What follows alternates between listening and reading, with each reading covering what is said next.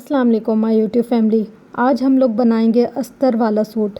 Friends, अस्तर वाला suit बनाने के लिए हमारा जितना भी सूट का साइज़ हो, लाइक हमने अगर 7.5 इंच लेना है तो हम उसके अंदर हाफ़ इंच ऐड कर लेंगे और उसको 8 इंच कर लेंगे। ऐसे ही हम तीरा रखेंगे, ऐसे ही फ़िटिंग रखेंगे। जैसे हमने अगर 9.5 इंच लेनी थी तो हम 10 इंच इसकी फ़िटिंग लेंगे। और अब जैसे हम लोग आर्म होल शोल्डर का निशान लगाते हैं, बिल्कुल वैसे ही हमने निशान लगा लिया है, सिर्फ आधा इंच एक्स्ट्रा रखा है। अब यहाँ पर हम कमर और हिप की तरफ आ जाते हैं। कमर और हिप के दरमियान भी आधा आधा इंच एक्स्ट्रा कपड़ा रखना है। उसकी रीज़न ये है कि जब हम लोग अस्तर के साथ सूट को सिलाई करते हैं तो उसके अंदर थोड़ी सी मोटाई आ जाती है, और जब हम आधा इंच एक्स्ट्रा रखते हैं उसको रखने के बाद हमारी वो जो लेवल है वो बराबर हो जाता है। और यहाँ पर मार्जिन के तौर पर 2 इंच छोड़ दिया। उसके बाद सबसे पहले हमने सेट किए हैं अपने स्लीव्स को। स्लीव्स के अंदर भी आधा इंच का मार्जिन रखना है हमने। पूरी शर्ट का साइज़ समझे हमने आधा इंच एक्स्ट्रा कर फिर कटिंग और स्टिचिंग करनी है। यहाँ पर मैंने स्लीव्स के अंदर पहले एक लेस लगाई है, उसके बाद गोटा पट्टी लगाई है, फिर लेस लगाया और फिर गोटा पट्टी। फ्रेंड्स, अब आ जाते हैं कमीज़ को स्टिच करने के लिए। तो इसको स्टिच करने के लिए सबसे पहले हमने अस्तर का दरमियान ले लेना है। यहाँ पर देखें मैंने कट लगाया हुआ है छोटा सा, जिससे मुझे पता चल गया कि अस्तर का दरमियान कौन सा है।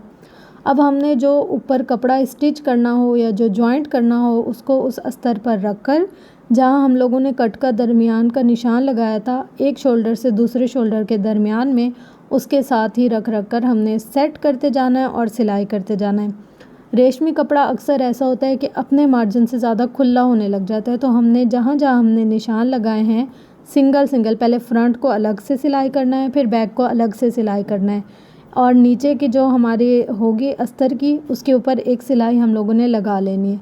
सेम इसी तरीके से दूसरी साइड पर भी करना है और सेम इसी तरीके से बैक साइड का भी करना है। जो एक दूसरा पोर्शन रह गया उसको भी बिल्कुल ऐसे ही सिलाई करना है। देखें यहाँ पर पहले मैंने एक दफ़ा पूरा अस्तर अटैच कर लिया है, शुरू से लेकर एंड तक, दामन तक पूरा सिलाई कर लिया है।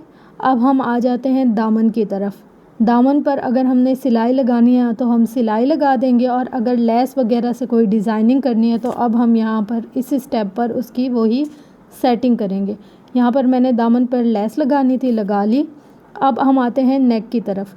यहाँ पर मैंने बिल्कुल राउंड शेप नेक लिया है, उसको कटिंग कर एक्स्ट्रा कपड़े पर पेस्ट कर और उसकी सारी जो सिलाइयाँ हैं उसको सेट कर रही हूँ। अब हम लेंगे अपनी शर्ट का फ्रंट फैब्रिक जो हमने स्टिच कर उसको जॉइंट कर लिया है। अब जो हमने नेक का निशान लगाया था फैब्रिक पर जोड़कर, उसको हम शर्ट के फ्रंट साइड पर रखकर देखेंगे कि हमारे गले का मार्जिन कितना है। यहाँ पर देख लें मैंने चौक की मदद से निशान लगा लिया है। अब हम इसको कटिंग नहीं करेंगे क्योंकि ये अस्तर वाला कपड़ा है, इसके सरकने और हिलने का बहुत ज़्यादा चांस है। तो अगर हम यहाँ पर इसको कटिंग कर अटैच करेंगे, नंबर 1 इसमें फिनिशिंग नहीं आएगी, नंबर 2 के कपड़ा अपनी जगह से सरक जाएगा। अब यहाँ पर मैंने जहाँ स्टॉप करना है ना, वहाँ पर भी मैं एक मार्जिन लगाऊंगी चौक के साथ। और सबसे पहला स्टेप मैंने क्या किया है, इस्त्री से इसका दरमियान कर लिया, शर्ट का दरमियान कर लिया। जो आपको लाइन सी नज़र आ रही है दरमियान में, ये मैंने इस्त्री की मदद से इसका दरमियान कर फिर सेट किया है। अब देखें यहाँ पर गोटा पट्टी की मदद से हमने दरमियान में जहाँ तक हमने निशान एंड किया था वहाँ पर कर लिए सिलाई, और उस पर नोक बनाकर हमने ऊपर की तरफ इसको फोल्ड कर लिया है। मतलब दोनों साइड की सिलाई हो गई है। अच्छा, गोटा पट्टी पर सिलाई करने की सबसे बड़ी बात आपको बताऊं कि दो तरफ जब हम सिलाई करेंगे ना तो सफाई से लगेगी, और अगर हम दरमियान में एक ही सिलाई लगाकर काम को क्लोज़ करने की कोशिश करेंगे तो हमारे सूट की फिनिशिंग ख़त्म हो जाएगी। तो कोशिश किया करें जब भी आप गोटा पट्टी के साथ स्टिचिंग करते हैं ना तो दो तरफ सिलाई किया करें। अब यहाँ पर हमने जो लेस अटैच करनी है दूसरी वाली, वो भी मैंने इसके साथ ही अटैच करना स्टार्ट कर लिए, थोड़ा सा फासला रख कर। अभी तक हमने इस पर गला अटैच नहीं किया। अब देखें यहाँ पर हमने जो लेस लगाई थी उसको भी हमने दो साइड से स्टिच किया है, एक साइड से नहीं, या दरमियान में हमने सिलाई नहीं की। अगर हम इसमें दरमियान में सिलाई कर लेते या एक सिलाई के साथ इसकी फ़िनिशिंग को बिठाने की कोशिश करते तो पूरे सूट की जो फिनिशिंग है ना वो ख़त्म हो जाती। अब देखिए इस स्टेप पर आकर हम इसके ऊपर नेक को ज्वाइन करेंगे। जो एक्स्ट्रा फैब्रिक पर हमने गला बनाकर रखा था उसको जॉइंट कर लेंगे। अगर आपको गले की स्टिचिंग या कटिंग नहीं आती तो उसकी वीडियो का लिंक मैं एंड में अटैच कर लूँगी, आप वहाँ से देख सकते हैं। यहाँ पर देखिए हमने दरमियान में पहले एक सिलाई लगाई, फिर एक साइड और फिर दूसरी साइड जोड़कर गले की भी सिलाई कर ली और एक्स्ट्रा फैब्रिक जो था उसको कट करने के बाद अंदर अंदर भी हल्के हल्के से कट कर लिए, ताकि जब हम इसको मोड़ें तो बुरा ना लगे और झोल भी ना आए और क्रीज भी ना आए। और अब यहाँ पर हमने सिलाई बिठाकर यानी कि सिलाई की मदद से गले के ऊपर सेटिंग कर ली है। अब यहाँ पर हम लोग ने जो सिलाई की है उसको छुपाने के लिए और अपनी डिज़ाइनिंग को बहुत ज़्यादा एक्स्ट्रा बनाने के लिए यहाँ पर गोटा लेस को एक दफ़ा फिर से अटैच कर लिया है और इस पर भी हम 2 ही सिलाइयाँ करेंगे। ऐसा नहीं कि हम एक सिलाई की मदद से कोशिश करें कि ये बैठ जाए, तो ये दरमियान में बहुत बुरा लगेगा। देखिए बिल्कुल किनारे किनारे पर हमने सिलाई करनी है और जो इसके नोक है ना उसको बिठा कर और फिर सिलाई करनी है। अब सेम इसी तरीके से हमने दूसरी तरफ भी सिलाई करनी है और जो नोक है उसका ख़याल रखना है, हमने अपनी नोक की ग्रेस को ख़राब नहीं करना। अब देखें इस स्टेप पर हमारा जो नेक है वो बिल्कुल तैयार हो गया है फ्रंट साइड का। अब हम आ जाते हैं अपनी चौक की तरफ। चौक के अंदर भी हम लोगों ने जो हमारी अस्तर है उसको छोटा रखना है और जो हमारा असल फैब्रिक है या जो कमीज़ का रेशमी फैब्रिक है उसको ज़्यादा रखना है। अगर हम अस्तर और कमीज़ का फैब्रिक दोनों बराबर रखेंगे ना तो रेशमी कपड़ा ढलकता है और अस्तर अगर हमारा लीलन का होगा तो वो भी ढलकेगा और नीचे से नज़र आएगा, जो कि बहुत बुरा लगता है। अस्तर हमेशा जो हमारी शर्ट है उससे 3 से 5 इंच छोटा होना चाहिए, तो बहुत खूबसूरत लगता है। अगर 5 से 7 इंच भी हो जाए तो भी कोई मसला नहीं, लेकिन अस्तर छोटा रखना चाहिए। और जब हम इसके चौक को स्टिच करेंगे तो इस बात का ख़याल रखना है कि उसमें कोई झोल ना आए, ना ही चौक में मतलब रेशमी कपड़े में फ्रंट फैब्रिक में और ना ही अस्तर में। तो देखें यहाँ पर हमारे जो चौक हैं वो स्टिच हो गए। अब हम लेस या गोटा पट्टी की मदद से इसके ऊपर डिज़ाइनिंग कर सकते हैं और अगर चाहें तो ना भी करें, मसला नहीं है, लेकिन हमने अपनी जो सिलाई हमने की है उसको छुपाने के लिए भी कर सकते हैं, काफ़ी प्यारा लगेगा और अपनी डिज़ाइनिंग को इन्हेंस करने के लिए भी। लेकिन यहाँ पर हमने कोनों का बहुत अच्छे से ख़याल रखना है। जितना खूबसूरती से हम कोने बिठाएंगे हमारी शर्ट में उतनी ज़्यादा ग्रेस आएगी।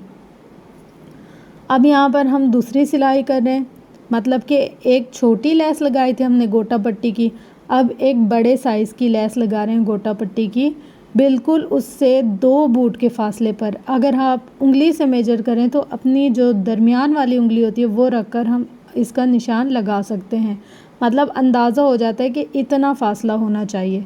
और अब यहाँ पर भी देखिए आप लोग, मैं कोना बिल्कुल अच्छे तरीके से सेट कर रही हूँ ताकि कोने बुरे ना लगें, गोल ना लगें, ख़राब ना लगें। एक तरफ जिस तरफ हम कोने का मुंह रखेंगे दूसरे कोने का भी सेम उसी तरफ ही मुंह रखना है। ये नहीं कि एक कोने का मुंह अगर हमने नीचे की तरफ रखा है तो दूसरे का ऊपर की तरफ, ऐसा नहीं करना। जहाँ एक कोने का मुंह होना चाहिए वहीं दूसरे कोने का मुंह होना चाहिए। देखिए अब यहाँ पर भी हम लोग इसका कोना सेट करें, जैसा यहाँ का कोना सेट होगा वैसा ही दूसरी साइड का कोना सेट होगा। अब यहाँ पर हमने निशान कैसे लगाना है, देखें मैं अपनी एक उंगली रखकर आपको बता रही हूँ। एक उंगली की मदद से हमने वक्फा इसका रखना है। लेस छोटी और बड़ी के दरमियान एक उंगली का गैप होना चाहिए। अगर आपको ऐसे समझ नहीं आती तो अपनी उंगली रखकर फिर आप नाप लीजिएगा कि हमारा कहीं वक्फा गलत तो नहीं है। अगर थोड़ा ऊपर नीचे हो उसको खोल कर भी सेट कर सकते हैं और अगर नहीं तो फिर आप चौक की मदद से भी निशान लगा सकते हैं। अब देखें यहाँ पर भी हमने एक उंगली का जब हमने मार्जिन रखना है ना तो हमारा बिल्कुल परफेक्ट आएगा एक जैसा, ऐसा नहीं कि थोड़ा इधर उधर हिल जुल कर ख़राब हो जाएगा। अब यहाँ पर देखें एक जिस तरफ उसका मुंह था ना उसी तरफ हमने दूसरी वाली नोक का भी मुंह कर दिया है और अब इसी तरीके से हम चारों तरफ दामन के यही लेस को अटैच कर लेंगे। देखिए एक उंगली का वक्फा शुरू से लेकर एंड तक। अब हमने दूसरी साइड पर भी सिलाई कर ली है गोटा पट्टी की, ताकि ये सिलाइयाँ अच्छे तरीके से बैठ जाएं और हमारा सूट फाइनली तैयार हो गया है। इसके दुपट्टे के चारों तरफ हम लोगों ने लेस लगाई हुई है लटकने वाली और ट्राउज़र के ऊपर भी पहले 2 छोटी वाली गोटा पट्टी लगाई है, फिर दरमियान में बड़ी गोटा पट्टी लगाई है, फिर उसके ऊपर 2 छोटी गोटा पट्टी लगाई है और चौक के ऊपर सिर्फ एक लाइन लगाई है, मतलब एक छोटी गोटा पट्टी और एक बड़ी गोटा पट्टी। देखें इस तरीके से जिस तरफ एक कोने का मुंह जा रहा है उसी तरफ दूसरे कोने का मुंह जा रहा है। अब हमारा आ जाता है नेक। आप नेक देख लें कि हम लोगों ने किस तरीके से बनाया। और ये हैं जी स्लीव्स। कोशिश की है कि हर चीज़ आपको पूरी प्रॉपर डिटेल्स और टिप्स और ट्रिक्स के साथ समझाने में कामयाब हो जाऊँ। फ्रेंड्स, अगर कोई ऐसी चीज़ जो आपको समझ नहीं आई या देखने में मुश्किल लग रही है तो आप मुझसे इंस्टाग्राम पर भी कांटेक्ट कर सकते हैं। इंस्टाग्राम का लिंक डिस्क्रिप्शन में ऐड है। अगर कोई ऐसा ड्रेस जो आप स्टिच करना चाह रहे हो लेकिन आपको उसकी स्टिचिंग थोड़ी सी डिफ़िकल्ट लग रही हो तो आप उसके लिए भी मुझसे कमेंट बॉक्स में बता सकते हैं। मैं आपको वैसा वाला ड्रेस कटिंग और स्टिचिंग करना बता दूंगी with tips and tricks. I hope मेरी वीडियो आपको पसंद आई होगी, कुछ ना कुछ अच्छा और बेहतर सीखने को मिला होगा। अगर तो आपको मेरी वीडियो से कुछ ना कुछ सीखने को मिला है या मेरी वीडियो आपका दिल जीतने में कामयाब रही है तो मेरी वीडियो को लाइक, शेयर, कमेंट, सब्सक्राइब ज़रूर कीजिएगा, क्योंकि आपकी सब्सक्रिप्शन हमारी हौसला अफजाई करती है। चलते हैं इंशाल्लाह नेक्स्ट वीडियो में इससे भी अच्छी और इंटरेस्टिंग सी किसी डिज़ाइनिंग के साथ। अगर आप लोगों की कोई डिज़ाइनिंग हुई तो उसके साथ, नहीं तो मैं अपनी तरफ से हल्के फुल्के से डिज़ाइनिंग ऐसी जो आप लोग घर में आसानी से बना सकें आप लोगों के साथ शेयर करती रहूँगी। फ्रेंड्स, कपड़ों को स्टिच करना कोई मुश्किल नहीं है, बस छोटी छोटी सी टिप्स अगर हमें आ जाए तो हम आसानी से अपने घर में अपने प्यारे से कपड़े स्टिच कर सकते हैं। मेन जो कपड़ों को सिलाई करने की बात होती है वो होती है उसकी फ़िनिशिंग। जब हमें फ़िनिशिंग और टिप्स पता चल जाए तो हमारे लिए कोई काम भी मुश्किल नहीं होता। अल्लाह हाफिज़।